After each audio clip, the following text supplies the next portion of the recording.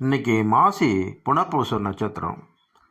இந்த திருநட்சத்திரத்தில் தான் குலசேகர பெருமாள், கொல்லிக்காவலன், கூடல் நாயகன், கோழிக்கோன், சேரலர்கோன், வில்லவர்கோன் என்று பல பெயர்களால் அழைக்கப்படும் குலசேகர ஆழ்வார் கலியுகத்தில் பராபவ ஆண்டு, அதாவது கிபி 8ஆம் நூற்றாண்டு மாசி மாத வெள்ளிக்கிழமை துவாதசி திதி அன்று புனர்வசு நட்சத்திரத்தில் வளர்பிறையில் கொல்லிநகர் சேர நாட்டில் இருக்கிற திருவஞ்சிக்களத்தில் விஷ்ணுவின் கௌஸ்துப அம்சத்தின் அம்சமாக அவதரித்தார்.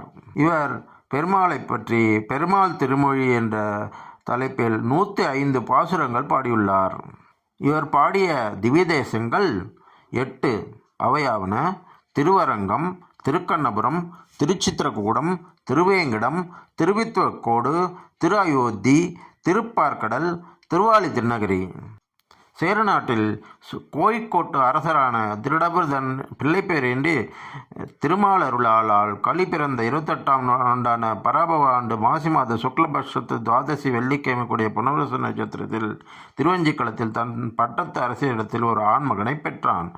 கௌஸ்துப அம்சமாய் பிறந்த அந்த குழவி தன் குலத்துக்கு சிறப்பு தரும் என்று அரசன் அதற்கு குலசேகரன் என்று பெயரிட்டான். குலசேகரன் அரசர்கள் கற்க வேண்டிய போர்த்துறையிலும் ஏனைய கல்வித்துறைகளிலும் உரிய காலத்தில் நன்கு கற்று தேர்ந்தார். இளவரசனாக பட்டம் பெற்று அண்டை நாடுகளான சோழ பாண்டிய நாடுகளை போரில் வென்றார். பிறகு அரசன் குலசேகரனுக்கு முடிசூட்டி தான் தவமையேற்றச் சென்றார். நன்கு அரசு செலுத்திய குலசேகரன் திருமணம் புரிந்து இலை என்னும் மகளையும் திருடபிரதன் என்ற தாத்தாவின் பெயர் சூட்டப்பட்ட மகனையும் பெற்றார். மெய்ப்பொருள் காண மிகவும் ஆராய்ந்து திருமாலே முழுமுதற் கடவுள் என்று தேறினான். ராமர், கிருஷ்ணர் என்ற திருமாலின் தோற்றங்களிலும் இத்தோற்றங்களின் பிற்காலருக்கு அருள் செய்ய கோவில் கொண்டிருக்கும் தலங்களிலும் மிகுந்த ஈடுபாடு கொண்டான். இராமாயண காதையை கேட்டனுவிக்க சொற்பொழிவுகளை ஏற்பாடு செய்தான். ஒரு நாள் சூர்பனகை மூக்கரு கூட்டதை கண்டு கருண், தூஷணன் முதலிய அரக்கர்கள் பெருஞ்சேனையுடன் ராமனை தாக்க வந்தபோது ராமன் ஒருவனாகவே போரிட்டான் என்று சொற்பொழிவாளர் சொற்பொழிவுடைய சொல்ல, குலசேகரர் ராமனுக்கு பின் செல்வார் மாற்றில்லையே என்று உடனே 4 வகை படைகளையும் திரட்ட ஆணையிட்டு போருக்கு செல்ல ஜனஸ்தானத்துக்கு புறப்பட விரைந்தான். குலசேகரனின் மனநிலையை நன்கு புரிந்து கொண்ட விரைவுரையாளர் ராமன் ஒருவனாகவே அரக்கர்கள் யாவரையும் அழித்தார் என்பதை விளக்க குலசேகரன் மிக்க மகிழ்ச்சி எய்தி தன் பயணத்தை நிறுத்தினார். பிறிதொருகால் சீதையை ராவணன் கவர்ந்த வரலாறு கூறப்படும் போது இலங்கையை நோக்கி படைகளோடு சென்று கடலை நீந்தியே கடக்க எண்ணி கடலில் இறங்கினார். மக்கள் அரசனுக்கு என்னாகுமோ என்று அஞ்சும்போது சக்கரவர்த்தி திருமகனான ராமரே சீதையின் கைப்பற்றிய கோலமாய் இலக்குவனோடு காட்சி தந்து தனது போர் வெற்றி, சீதையின் மீட்சி இவைகளை விளக்கமாக கூறி குலசேகரனை ஊர் திரும்பச் சொல்லிவிட்டு மறைந்தார்.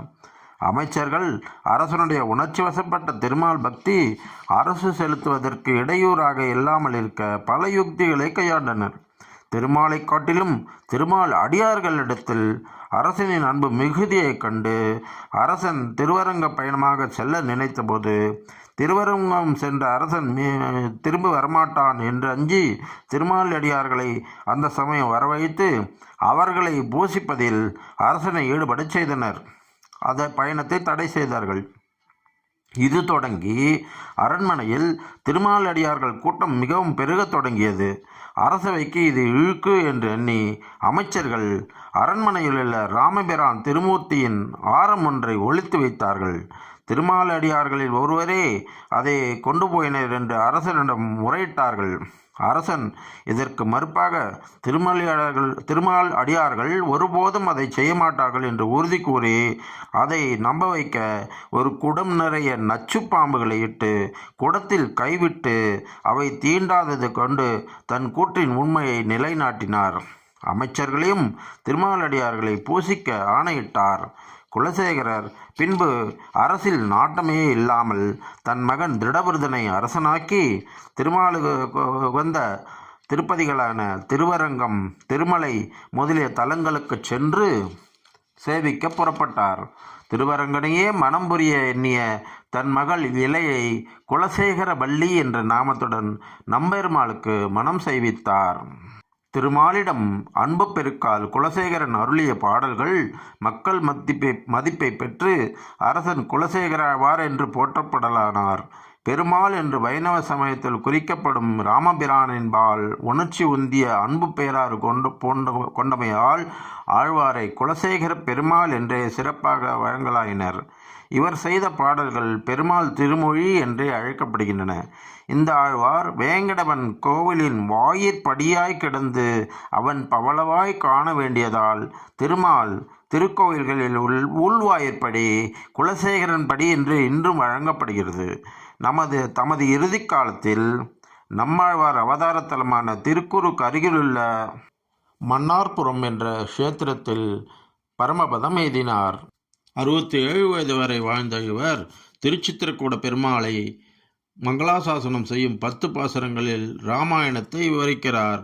ராமனுக்கு தாலாட்டு பாடியிருப்பது திருக்கண்ணபுரத்து மங்களாசாசன பாசுரங்களில் திருவேங்கடமலையில் ஏதேனும் ஒன்றாக பிறக்க வேண்டும் என தன் பாசுரங்களில் வேண்டுகிறார். இந்த பாசுரங்கள் அழகிய தமிழில் ஆழ்ந்த கருத்துகளுடன் பக்தி உணர்வை வெளிப்படுத்துகின்றன.